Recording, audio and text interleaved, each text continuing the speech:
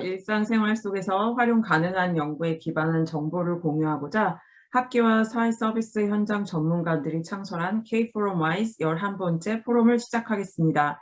저는 K4 Wise의 공동 운영진 캘리포니아 스테이트 유니버시티 로스앤젤레스의 최가영이라고 합니다. K4 Wise는 정보 전달과 교육이 목적입니다. 건강 혹은 의료 서비스와 관련하여 도움이 필요하신 경우에는 의료진 또는 전문 상담가에게 직접 연락을 하셔서 도움을 받으시길 바랍니다. 응급 상황은 반드시 911로 연락하시기 바랍니다. 오늘 K4 Wise의 주제는 한인 노인들의 정신 건강입니다. 진행은 Asian American Resource and Information Network의 이은정 대표님께서 해주시겠습니다. 오늘 초청 전문가이신 두 분을 소개해 드리겠습니다. 먼저 하와이 대학 사회사업학과에 계신 홍승혜 교수님, 그리고 현재 캘리포니아의 오렌지 카운티 Asian and Pacific Islander Community Alliance라는 기관과 오렌지 카운티의 한인 봉사센터에서 상담가로 계시는 박위선 선생님이십니다. 두 분의 말씀 오늘 참석하신 모든 분들께 도움이 되길 바랍니다. 포럼 중에 궁금하신 점이나 질문은 채팅창에 적어주시면 나중에 Q&A 시간에 다루도록 하겠습니다. 그럼 이은정 선생님 진행을 시작해 주십시오. 네, 안녕하세요. 이은정입니다. 오늘 포럼의 주제 한인 노인들의 정신 건강에 대해 함께 이야기해 주실 홍승혜 교수님과 박위선 선생님께 다시 한번 감사드립니다. 자, 우선 홍승혜 교수님께 질문을 드리겠습니다. 최근 교수님께서 다른 교수님들과 함께 한인 노인들의 정신 건강에 대한 연구를 하셨다고 들었는데요. 연구에 대해서 잠깐 소개 좀 해주시겠어요? 네. 지난 2017년부터 2018년 2년 동안 연구 책임자이신 University of Southern California 장유리 교수님, 그리고 University of South Florida 박남숙 교수님, 포틀랜드 스테이트 유니버시티 윤현유 교수님들과 미국 내 5개 주, 뉴욕, 캘리포니아, 플로리다, 텍사스, 그리고 하와이에 거주하시는 60세 이상 한인 2,000여 분을 대상으로 한인 노인들의 건강에 대한 설문조사가 있었습니다. 이 중 한 연구 결과에 따르면 연구에 참여해 주신 분들 중 3분의 1에 가까우신 분들이 정신적인 스트레스를 경험하시는 것으로 보고되었습니다. 그러면은 3분의 1이면 거의 30%좀 넘는 것 같은데요. 이 연구에서 보고된 이 퍼센테이지가 다른 인종에 비해서 높은 편인가요? 네. 좀 오래된 연구이기는 하지만 2010년에 캘리포니아 헬스 인터뷰 서베이의 55세 이상을 대상으로 한 연구에 따르면 한인 참여자들의 18%가 정신적인 스트레스를 경험하는 것으로 보고되었습니다. 이는 일본계, 중국계, 베트남계 등 다른 아시안 그룹과 비교하여 높은 편입니다. 특히 백인 그룹의 9.7%와 비교했을 때 통계적으로 유의미하게 높은 수치입니다. 문제는 정신건강의 어려움으로 일반 의사를 찾은 비율이 1.6%로 아주 낮았고요. 정신건강 전문가를 찾은 비율도 2.2%로 백인에 비해서 비율이 아주 낮았습니다. 앞서 말씀드린 연구에서도 30% 가까운 한인 노인분들이 정신적인 어려움을 말씀하셨는데 5.7%만이 지난 1년 안에 전문가로부터 서비스를 받은 적이 있다고 답하셨습니다. 그렇다면 정신적인 스트레스가 있다고 응답하신 분들이 구체적으로 어떤 스트레스를 호소하시는지 굉장히 궁금한데요. 자, 이번에 박위선 선생님께 질문하겠습니다. 선생님께서 현장에서 직접 한인 노인분들께 서비스를 제공하실 때 한인 노인분들이 주로 어떤 문제들로 많이 힘들어하셨는지 그 경험을 좀 나눠주시겠어요? 네, 경험을 나누기 전에 우선 K4 와이즈에게 이렇게 초청을 해주셔서 감사하다는 말씀을 좀 전해드리고 싶고요. 제가 현장에서 도와드렸던 대부분의 노인들이 겪고 있는 정신건강 문제는 우울증과 치매, 또 치매 중에서도 알츠하이머가 대부분이었으며, 또 특히 우울증과 치매는 좀 병리적인 증상이 처음에는 비슷하여 노인들이 경우 우울증을 치매로 잘못 알고 계시는 경우가 종종 있었습니다. 이런 노인분들의 정신건강 문제들은 노인들뿐만 아니라 자신들뿐만 아니라 돌봐주고 계시는 가족분들도 상당히 어려워하시고 또 어려움을 호소하고 도움을 요청하는 기억이 있네요. 네. 네. 그렇군요. 저 오늘 노인분들의 정신건강에 대해서 이제 RSVP를 받을 때 그 많은 분들이 다양한 질문을 하셨어요. 근데 오늘 한 번의 포럼에서 다 다루기는 힘들 것 같고, 오늘은 좀 노인분들의 우울증에 대한 이야기를 집중적으로 이야기를 해보고자 합니다. 자, 그러면은 노인분들의 정신건강에 영향을 주는 요인들은 대체 무엇이 있을까? 박희선 선생님, 어떤 것들이 우리 노인분들의 정신건강에 영향을 주나요? 예. 한인 노인분들은 뿐만 아니고 대부분의 노인들이 경험하는 우울증의 요인들은 이제 생물학적인 요인과 환경적인 요인 두 가지로 말씀드릴 수 있는데요. 그 환경적인 요인은 주로 이제 뇌에서 분비되는 신경 전달 물질의 불균형을 둘 수 있고, 이는 좀 유전적인 영향이 있다고 연구 결과가 나와 있습니다. 그래서 이제 유전적으로 취약한 경우, 유전적으로 덜 취약한 사람보다는 어떤 환경적으로 어려운 스트레스가 왔을 때 우울증이 발생할 확률이 훨씬 높다는 연구 결과가 있습니다. 그래서 한인 노인분들의 경우 우울증을 유발할 수 있는 환경적인 요인들로는 배우자나 가족들의 사망, 가까운 친구들의 사망, 그리고 이제 가장 이제 커다란 이유 중에 하나는 이제 노인분들의 고독감과 외로움 등의 어떤 환경적인 요인을 들 수 있고요. 노인뿐만 아니고 이제 여성들의 경우는 이제 폐경이나 갱년기가 왔을 때 인생의 주기에 큰 변화가라고 할 수 있죠. 이런 것들을 이제 수용하기가 어려울 경우에는 이제 정신적으로 어려움이 오고, 이런 것들이 이제 우울증의 한 요인이 될 수 있다고 말씀드릴 수 있겠습니다. 그렇군요. 그럼 홍승희 교수님께서 참여하셨던 그 연구나 다른 문헌에서 이거 외에 다른 어떤 것들이 노인분들의 정신 건강에 영향을 미친다고 알려져 있나요? 네. 나이 든다는 것, 즉 노화가 주요한 원인이겠습니다. 나이가 들면서 여러 가지 신체 기능도 저하되고 또 각종 질병이 생기면서 이것이 정신 건강에 영향을 미칠 수 있습니다. 예를 들어서 어르신들께서 관절염이 심해서 거동이 불편해지셨다든지, 아니면 뭐 병으로 쓰러져서 누워 계신다든지, 예전에 자주 다니던 마실이나 교회도 못 가시고 또 사람들을 만날 기회나 취미 활동에 제약을 받게 되시지요. 이것이 이제 좌절감이나 우울감으로 연결이 될 수 있겠고요. 특히 혼자 사시는 어르신들의 경우에 고독감과 외로움이 정신 건강에 큰 영향을 미칠 수 있습니다. 예, 우리가 일상생활을 하면서도 우울하다는 감정을 종종 느끼거든요. 특히 요즘에는 우울증에 대한 우리 그 대중들의 인식이 많이 높아지면서 어떻게 보면 또 내가 우울증이 아닐까 또 걱정 아닌 걱정을 하기도 합니다. 또 모든 우울한 감정이 우울증은 아니잖아요. 그래서 박희 선생님, 우울감과 우울증 어떻게 다를까요? 네. 많이 다른데, 우리 보통 사람들이 이제 우울감을 느낄 때 대다수의 사람들이 "아, 나 우울증이야." 이렇게 말씀하시거든요. 근데 대부분이 그건 우울증이 아니고 이제 우울감이라고 말씀드릴 수 있고요. 자, 이제 우울증과 우울감을 좀 더 좀 자세하게 그 차이점을 설명드린다면, 우선 우울이란 감정은 살아가면서 누구든지 느끼는 감정이고, 감기가 걸렸을 때 약을 먹어서 나아지는 것처럼 이렇게 우울감이 들 때는 자기만의 어떤 방법들이 있죠. 그 우울감을 극복하는 방법들, 뭐 친구를 만난다든가, 맛있는 음식을 먹는다든가, 운동을 한다든가, 이렇게 해서 자기 스스로 어떤 해결을 할 수 있는 감정일 때는 우울감이라고 할 수 있습니다. 그래서 전문가의 개입이나 도움이 필요가 없죠. 그런데 이제 우울증의 경우에는 그 개인에 따라서 겪는 이제 부정적인 상황이나 사건, 이런 것들이 로 인해서 우울한 감정이 한 2주 이상 지속적으로 경험하게 되면, 예, 이와 더불어 이제 생리적인 어떤 변화가 일어납니다. 그래서 음식이 맛이 없거나 너무 많이 먹거나 수면을 거의 못 취하거나, 그래서 불면증 같은 것들이 일어나서 어떤 신체적 변화와 더불어 또 이제 우리가 하고 있는 사회적 역할 기능의 변화가 일어나는 증상을 말합니다. 그래서 예를 들면 이제 학생의 경우 학교가 가기 싫고 공부에 대한 관심이 현저하게 줄어들고, 또 친구들을 만나는 것 또한 이제 굉장히 싫어하게 되고, 자기 스스로 이제 아이솔레이트해서 이제 혼자 있고 싶어 하죠. 그리고 이제 성인의 경우는 직장 생활이나 일상 생활에 감당하던 일들이 현저히 힘든 상황이 됩니다. 예.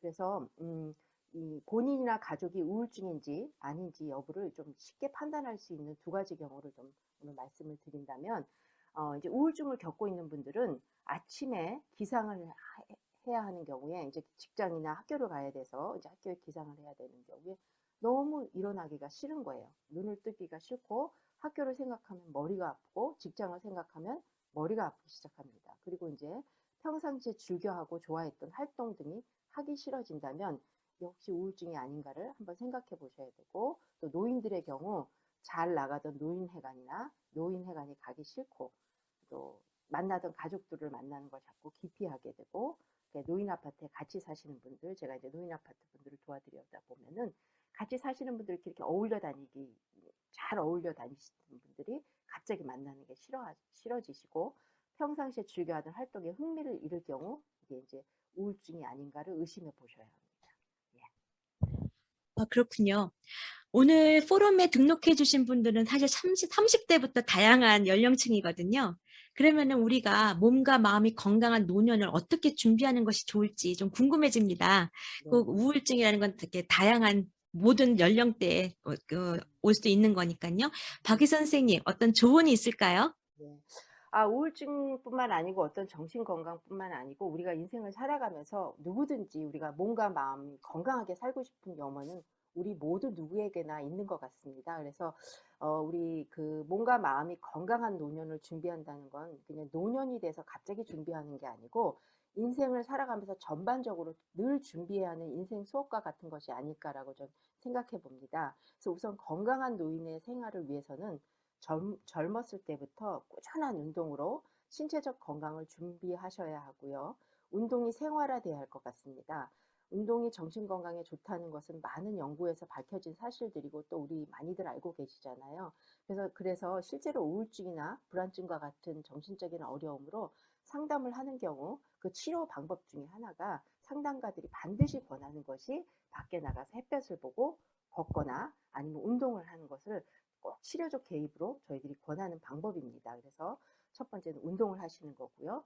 두 번째는 본인 스스로 내가 살아가는데 인생의 삶의 의미가 뭘까를 찾으려고 노력을 해보셔야 될 것 같아요. 그래서 꼭 본인이 하고 있는 직업과 연관되지 않더라도 생활에서 내가 행복과 기쁨을 주는 것들이 무엇인가를 좀 찾아서 그것을 집중할 수 있는 것들을 최소한 한 가지씩은 찾아가지고 그걸 평생 꾸준히 할 수 있다면 참 좋을 것 같습니다. 그래서 예를 들어 미국의 많은 어르신들은 뭐 우리 카터 대통령 같은 경우도 은퇴하시고 나서 계속 자원봉사를 하셨잖아요. 그것처럼 자원봉사를 통해서 삶의 의미를 찾기도 하고 또 종교 생활을 통해서 또는 글을 쓰거나 그림을 그리는 등 그래서 어떤 그 액티비티를 통해서 어떤 가외 활동을 통해서 자아 실현을 하는 활동을 찾다 보면 행복감이 느껴집니다. 삶의 의미가 굉장히 긍정적으로 다가오게 되죠. 그래서 이제 두 번째는 내가 내 삶의 의미를 찾는 작업을 하셔야 될 것 같고요.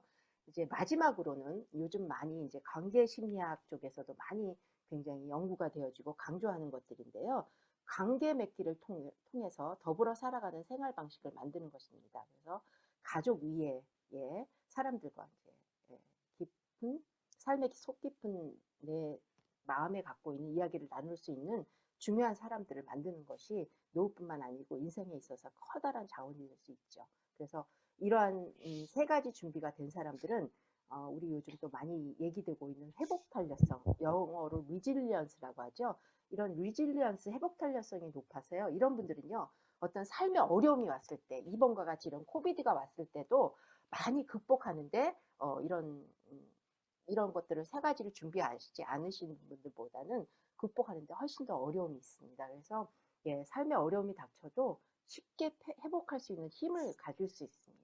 그래서 이 세 가지를 우리가 기르는 것은 인생에 있어서 우리가 회복 탄력성을 키우는 것과 연관이 되어 있고 또 우리가 노년을 건강하게 살아가면서 웰빙의 삶을 살아갈 수 있는 중요한 자원이라고 말씀드리고 싶습니다. 예, 정말 좋은 말씀 감사드리고요. 지금 박희선 선생님께서 말씀하시는 것을 이제 들으면서 미국 노년학에서 말하는 소위 그 생산적 노화 또는 뭐 활동적 노화라는 단어가 있거든요. 그게 떠오르는데 홍승희 교수님, 과연 활동적 노화란 어떤 것이고 그것이 정신 건강에 미치는 영향이 무엇이 있을까요? 네.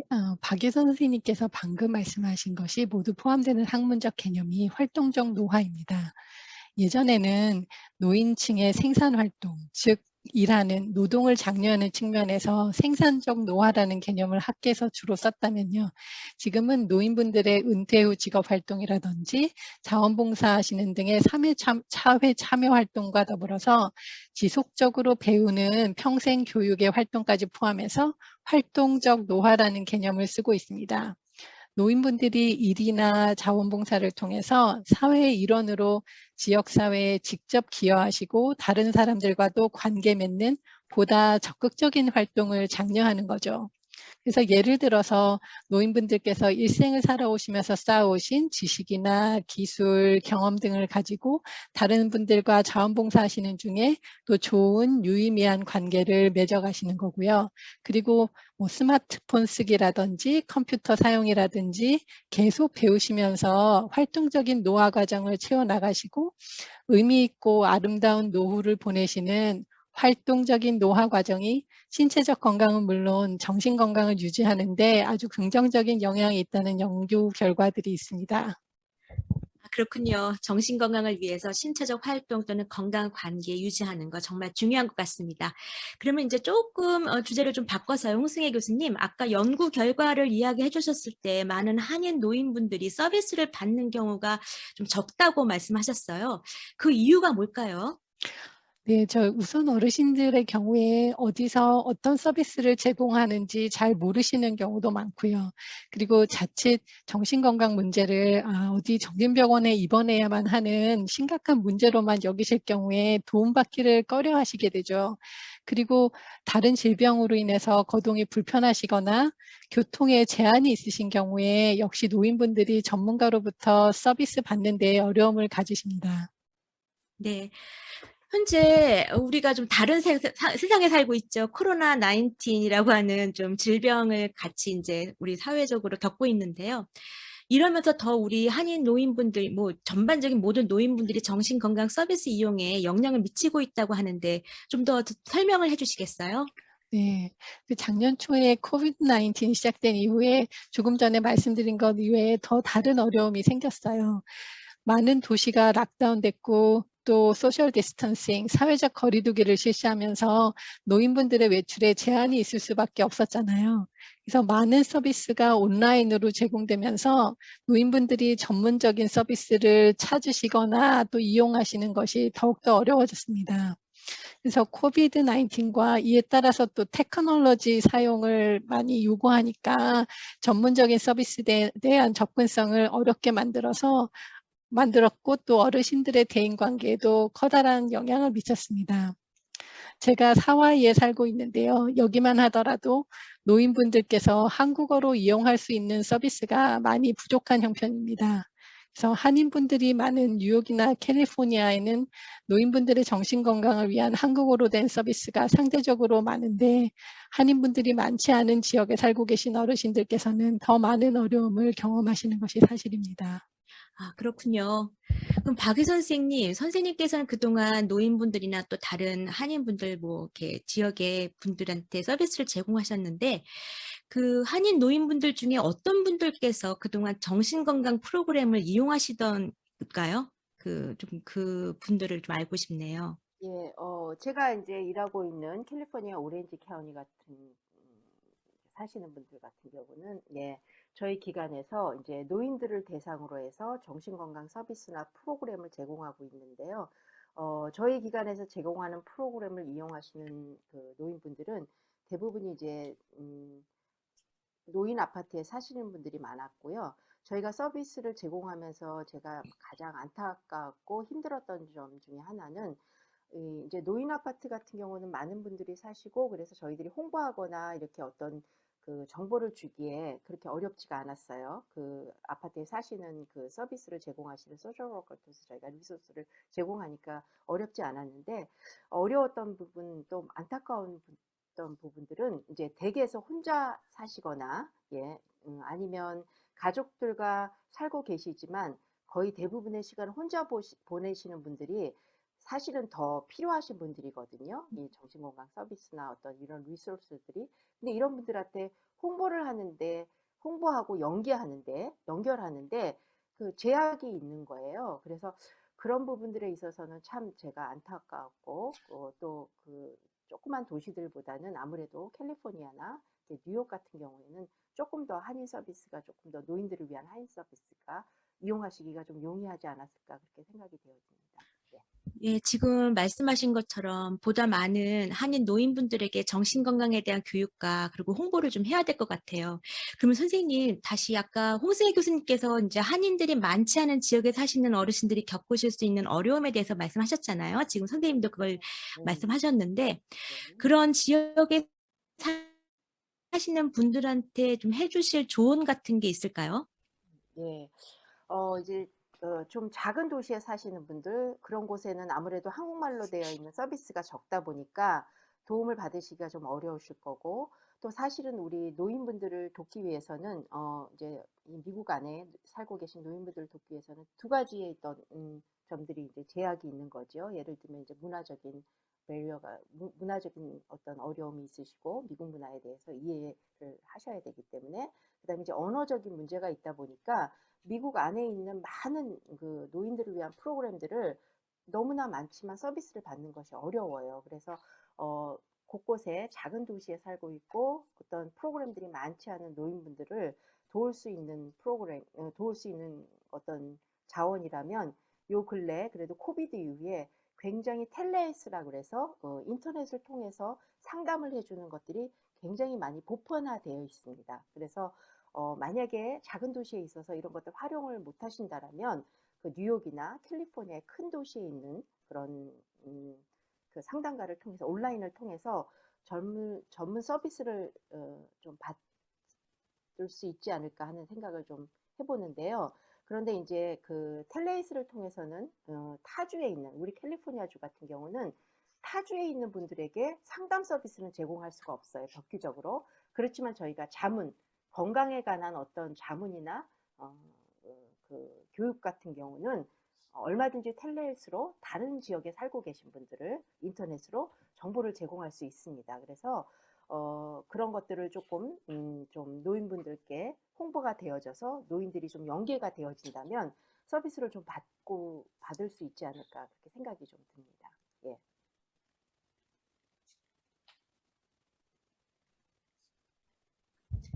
네, 또 다르게 또 예, 조언해 예. 주실, 예. 네, 그리고 이제 가능한 한 어려움이 있으실 때는 가장 빠른 개입이 굉장히 빨리 치료에 도움이 됩니다. 그래서 그 주 안에 있는 분들을 영어 이렇게 언어적인 배리어가 있어서 좀 상담을 받기 어렵을지라도 또 지금은 많이 이제 통역 서비스들이 굉장히 많이 활발하게 또 이제 제공되어져 있기 때문에 꼭 한국말로 하는 서비스를 타 지역에서 받을 수 없으시다면 통역을 통해서라도 꼭 서비스를 받으셨으면 좋겠고요.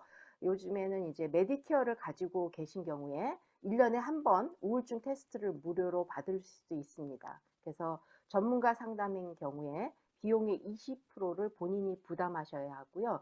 메디케이드 또는 캘리포니아의 메디칼을 소지하고 계신 분들은 얼마든지 그 메디칼이나 메디케이드 안에서 상담 세션을 커버하는 그런 프로그램들이 있으니까 많이 활용하셔서 상담에 대해서 많이 마음이 오픈되시고 그래서 좀 치료적 도움을 받으셨으면 좋겠습니다.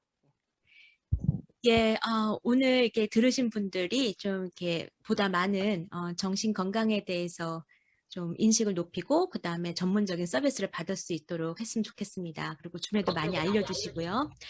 오늘 준비한 한인 노인들의 정신 건강에 대한 내용 여기까지인데요. 지금부터 이제 Q&A 시간을 가지려고 합니다. Q&A는 Catholic University of America의 고은 교수님께서 진행해 주시겠습니다. 교수님.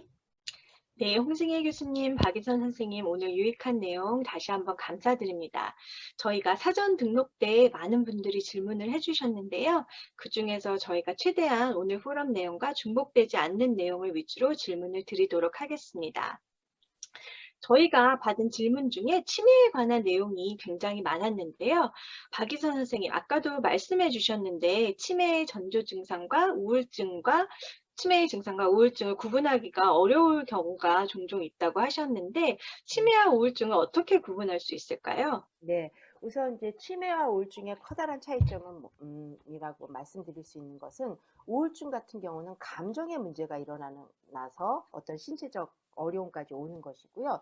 치매는 인지하는 능력, 그러니까 뇌에서 우리가 어떤 것들을 기억하고 또 그 기억을 통해서 어떤 우리가 활동을 하는 것들에 있어서 그 인지하는 능력이 점점 퇴색하는 것이 이제 치매죠. 그래서 쉽게 말씀드리자면 이제 우울증 같은 경우는 내가 깜빡하고 뭔가를 잊어버렸다면 나중에 그것을 다시 기억해낼 수가 있어요. 그런데 치매는 잊어버리고 나면 단기 기억을 잊어버리고 나면 내가 그런 것을 했는지 안 했는지 기억을 할 수가 없어요.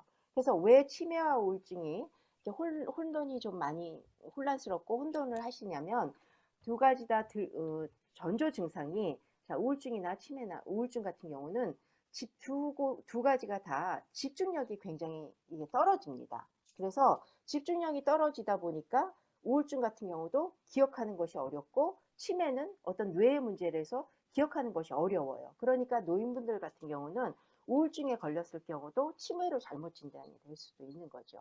그리고 이제 또 예를 들면 치매나 우울증에 이제 어떤 어려움이 있어서 가족분들이 치료를 하러 이제 가게 되면은 노인분들은 본인들이 치매라는 거를 거부하고 싶기 때문에 테스트에 가서도 굉장히 뭐라고 그래야 되나 거짓말로 이렇게 테스트를 하는 경우가 있어요. 그러다 보니까 이게 정확한 진단이 나오질 않거든요. 그래서 이제 치매와 우울증을 쉽게 구분하는 방법은 그렇게 생각하시면 될 것 같습니다. 그래서 예를 들어서 가스불을 켜놓고 잊어버리고 그냥 내가 가스불을 나중에라도 켜놨지 하고 기억한다면 그건 우울증이고요.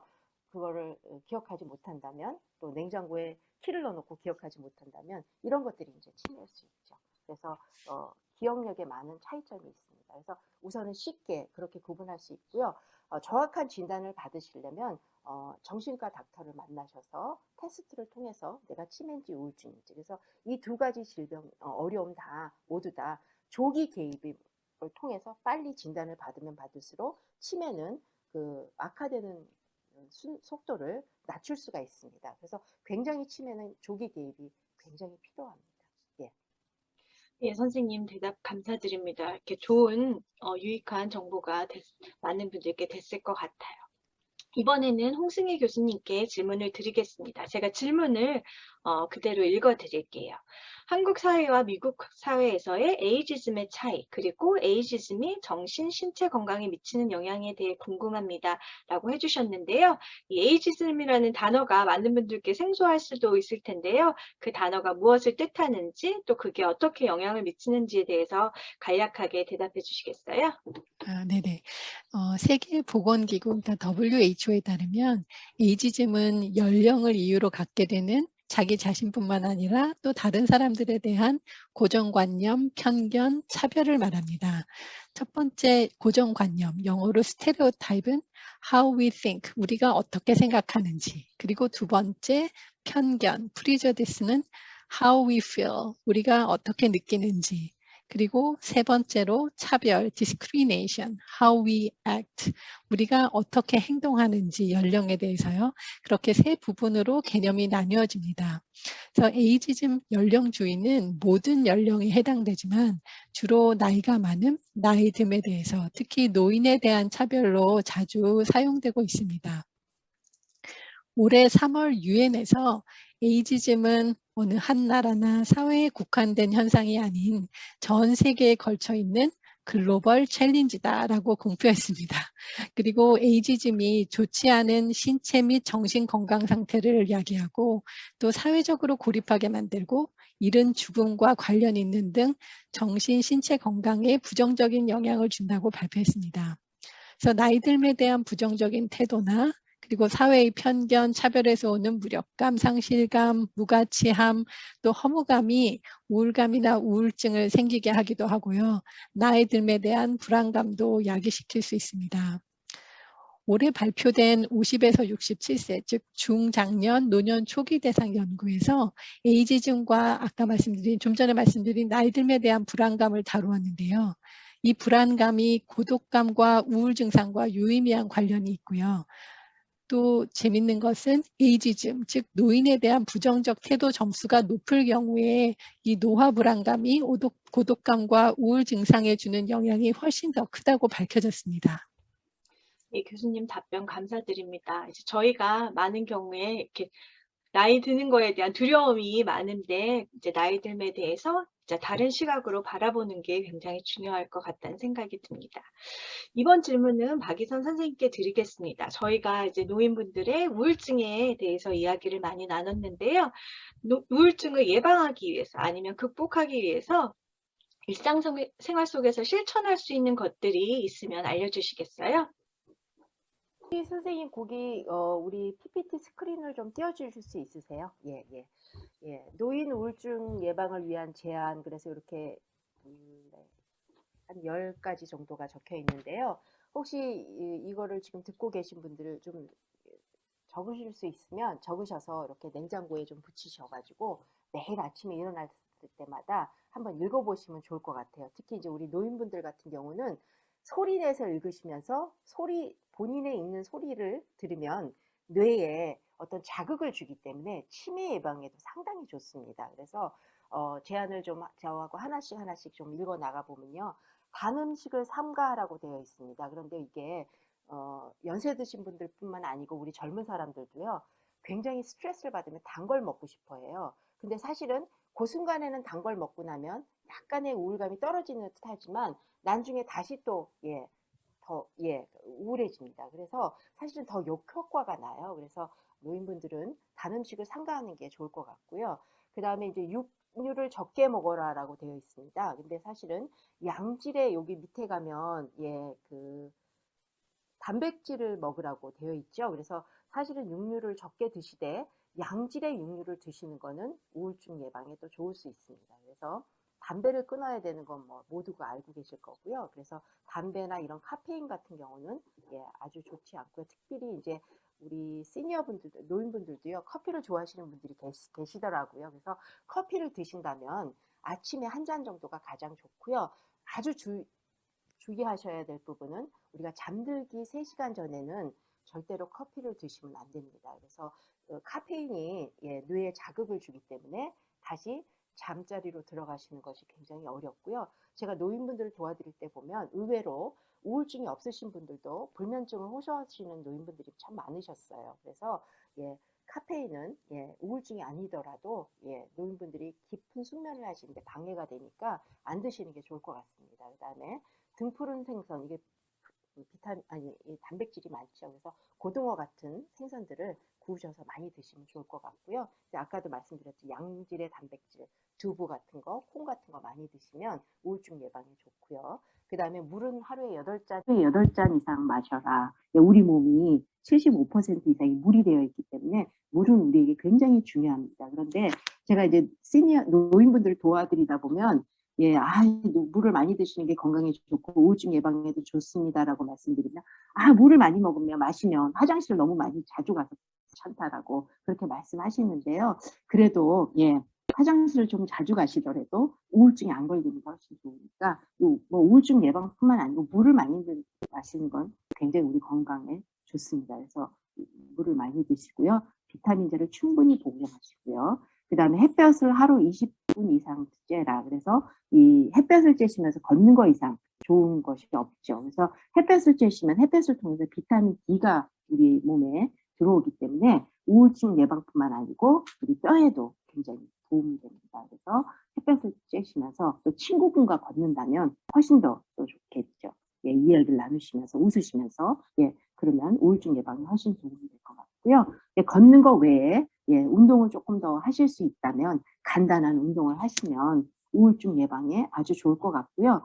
지금 이 내용들이 꼭 노인분들뿐만이 아니고 우리 어르신들뿐만 아니고요. 우리 나이가 젊으신 분들도 계속 실천할 수 있다면 우울증 예방뿐만 아니고 우리 육체적 건강에도 정신적 건강에도 상당히 도움이 될 것 같습니다. 좋은 말씀 감사합니다. 저희 노인분들을 대상으로 말씀해 주셨지만 어느 연령대에 계신 분이라도 실천하시면 좋은 내용인 것 같아요. 그리고 마지막 질문은 홍승혜 교수님께 드리겠습니다. 지금 채팅창으로 질문 하나 해주셨는데요.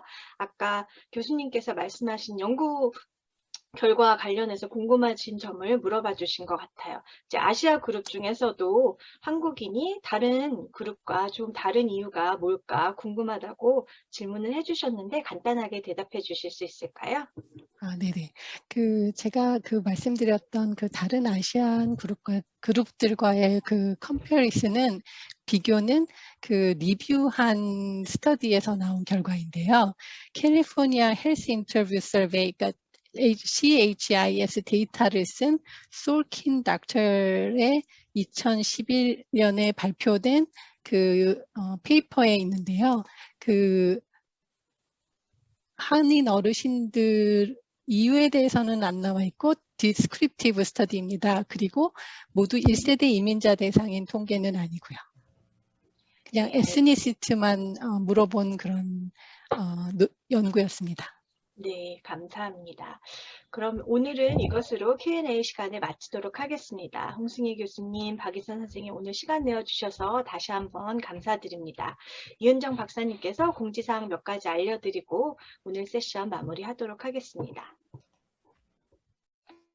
예, 오늘 포럼은 한인 노인들의 정신 건강에 대해서 이야기를 나눴는데요. 모두들 도움이 되셨나요? 우리 인간의 신체는 노화와 함께 쇠퇴해지긴 하는데 정신 건강이 단순하게 노화라고 단정짓기는 진짜 훨씬 더 복잡한 것 같습니다. 오늘 말씀하신 이야기들 중에 정신을 건강하게 유지하기 위해서 운동하고 의미 있는 일을 찾고 또 건강하고 좋은 인간관계를 많이 만들고 유지하는 것 참 중요한 것 같습니다. 그리고 또 우울감과 우울증 다시 한번 잘 구분하는 법을 우리가 오늘 배웠죠. 그래서 잘 보고 자신을 잘 살펴보고 또 전문 서비스를 찾는 거에 적극적이었으면 좋겠습니다. 저희 K-프롬 와이즈가 겨울 휴식 시간을 좀 갖고요. 봄에 다시 찾아뵙도록 하겠습니다. 곧 새해입니다. 2022년. 우리 2022년에는 우리 생활이 코비드로부터 좀 더 자유로워지기를 기대해 봅니다. 모두들 새해 복 많이 받으시고 건강한 한 해 맞이하시길 바라면서 오늘 K-프롬 와이즈 여기서 마치겠습니다. 감사합니다.